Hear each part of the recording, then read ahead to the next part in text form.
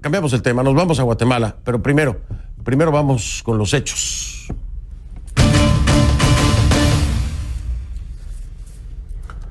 A partir de este momento le pido que me acompañe utilizando la etiqueta numeral Conclu GT el ex. Ahí está, GT de Guatemala, el ex de elecciones. Conclu GT el ex. Esa es la etiqueta, mi cuenta de Twitter, @soyfdelrincón, @soyfdelrincón. Con esta etiqueta sus comentarios, por favor.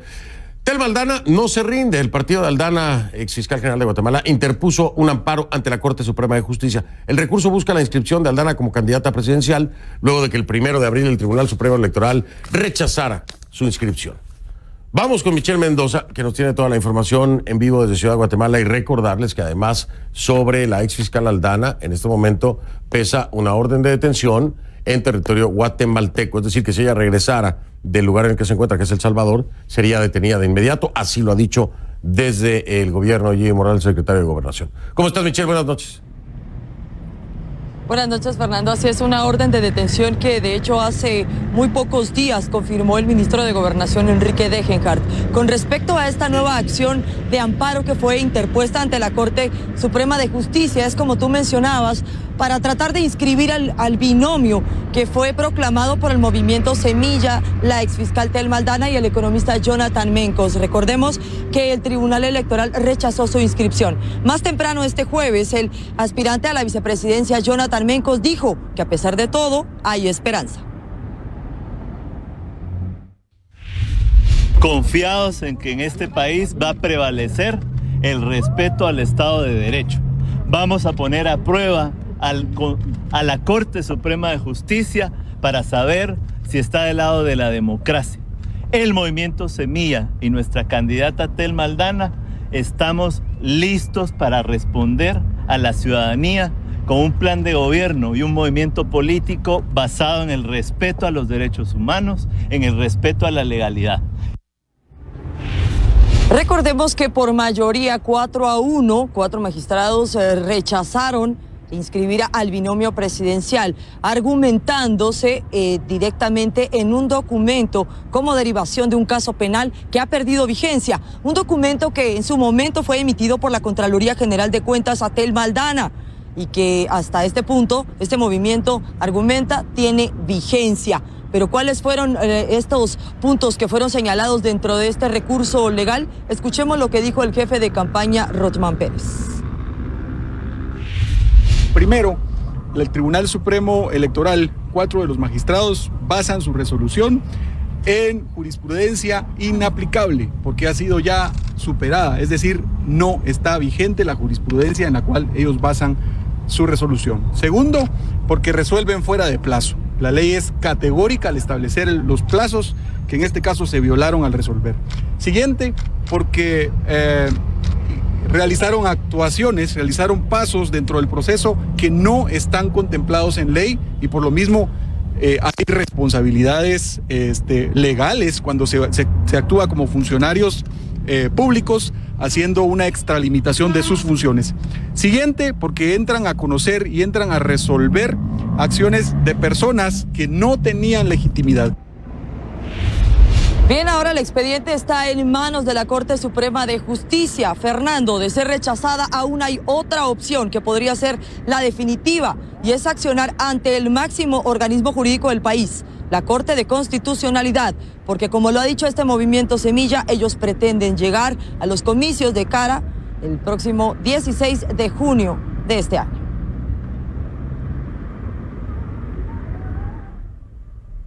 Bueno, pues habrá que ver si llegan, Michelle. Habrá que ver si en verdad llegan. Tiempo al tiempo, aunque es muy poco. Eso también hay que subrayarlo. El tiempo que le queda a Telma Aldana es muy poco antes de llegar a las elecciones precisamente presidenciales. Michelle Mendoza, en vivo desde Ciudad de Guatemala. Michelle, gracias. Buenas noches. A ti, buenas noches. Gracias, señora Michelle Mendoza. Vamos a marcar una pausa, si le parece, para regresar con mi segundo invitado de esta noche.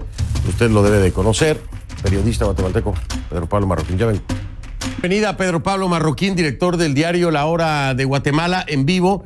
Está en San Diego, California, en este momento. No le voy a preguntar ni por qué, pero seguramente está trabajando. Pedro Pablo, ¿cómo estás? Bienvenido. Gracias, Fernando. Buenas noches. ¿Cómo te va? Gracias por tenerme. Bien, no, pues gracias a ti. A ver si podemos arrojar un poquito de luz a lo que está pasando en Guatemala, que ha llegado te lo voy a decir abiertamente, desde mi perspectiva, ha llegado al bochorno. Es bochornoso que en este momento, en el ámbito, ya olvídate de todo lo que habláramos, de lo que ha pasado anteriormente, en este momento, en el ámbito electoral, ya tan cerca de lo que será las elecciones presidenciales, haya estos enfrentamientos, manipulaciones, conveniencias, ¿no? Casualidades como tener desaparecido o escondido o lo que sea, o revisando un expediente por 117 días que podría haber afectado a una de las candidatas, al grado, y bueno, ha llegado a ser tan bochornoso que ya se han manifestado premios Nobel, ¿no? Galardonados de premio Nobel han dicho, esto está muy mal. Y tú escribes un artículo que se llama En Guatemala jugar con la democracia y cooptar la justicia son delitos menores, que me pareció muy duro, pero creo que es acertado en parte. Primero, Pedro Pablo. Muchas gracias. ¿Se ha perdido la independencia de poderes, la independencia de instituciones dentro del país en el gobierno de Jimmy Morales? Sí, Fernando. Lastimosamente, hay que matizar lo que ha venido pasando en Guatemala y lo que está ocurriendo ahora. En el 2015, los guatemaltecos sentimos que podíamos estar ante un escenario en el que se recuperaban algunas instituciones. Por primera vez, el Ministerio Público, en compañía y liderado por una Comisión Internacional contra la Impunidad, puso el ojo en la corrupción y los guatemaltecos empezamos a sentir que esa institución empezaba a funcionar como debía. Luego empezamos a ver que habían jueces independientes que, como no les habíamos dado casos de alto impacto, estaban de alguna manera, pasaban desapercibidos, no notábamos su valentía, no notábamos lo que hacían todo el tiempo. Y los guatemaltecos empezamos a pensar que si bien era cierto que el trecho era muy largo para tener la Guatemala que queremos, era posible y era factible si todos podíamos unirnos en torno a mínimos, podíamos entender el efecto de la corrupción en el desarrollo de nuestro país, en el subdesarrollo de nuestro país, y eso fue lo que empezó a suceder. Lastimosamente, en esta última etapa del gobierno de Jimmy Morales, y concretamente, qué pena decirlo, pero desde que fue designada como fiscal general Consuelo Porras, hemos empezado a ver que el Ministerio Público está empezando a ser otra vez el ente de los más poderosos, el ente de intereses oscuros que, como tú decías, inexplicablemente, casi 4 meses vigilan un expediente, no hacen absolutamente nada, se da una orden precisa de que al día siguiente que una candidata tenga inmunidad, se presente el caso con bombos y platillos, ordenado desde la cabeza de la institución, y vemos cómo en otro caso el fiscal que está a cargo dice: tuvimos que correr, tuvimos que trabajar fines de semana para poder armar un caso, y creo que eso es algo que debe de explicar la fiscal general, y no basta un comunicado y menos querer culpar a un fiscal, Juan Francisco Sandoval, de ese retraso. Es bien importante mandar el mensaje de que en Guatemala y el mundo todos debemos rendir cuentas ante la justicia, eso que no quede duda, pero lo que llama mucho la atención es cómo en un caso lo retrasan 4 meses y en otro lo aceleran para obtener una orden de captura contra alguien que, al igual que Sandra Torres, que fue la beneficiada del retraso de 4 meses, iba a participar en la elección presidencial como lo es Tel Maldana. Y bueno, Sandoval estuvo ayer aquí acompañándome precisamente para hablar de todo este desaguisado, en el momento en que además la fiscal Porras se ve obligada a sacar un comunicado para hacer aclaración. Nunca había visto eso, que una fiscalía tenga que aclarar el por qué he tomado cierta decisión. Creo que habla precisamente del impacto y de la transparencia, digo transparencia, con la que el guatemalteco ve lo que ocurrió en el caso de Sandra Torres, ¿no? Podemos decir transparencia, podemos decir falta de transparencia. Consuelo Porras ha sido muy hábil para tratar de navegar con bandera de esa vigilancia que se tomara como que estaba preparándose para poder dar pasos de calidad en esa lucha contra la corrupción, pero en realidad hoy nos damos cuenta de que no, de que era muy hábil para lo contrario, para poder ir retrasando, para poder ir matizando, para hacer cosas de las que la mayoría de ciudadanos no se enteran que están ocurriendo en el Ministerio Público.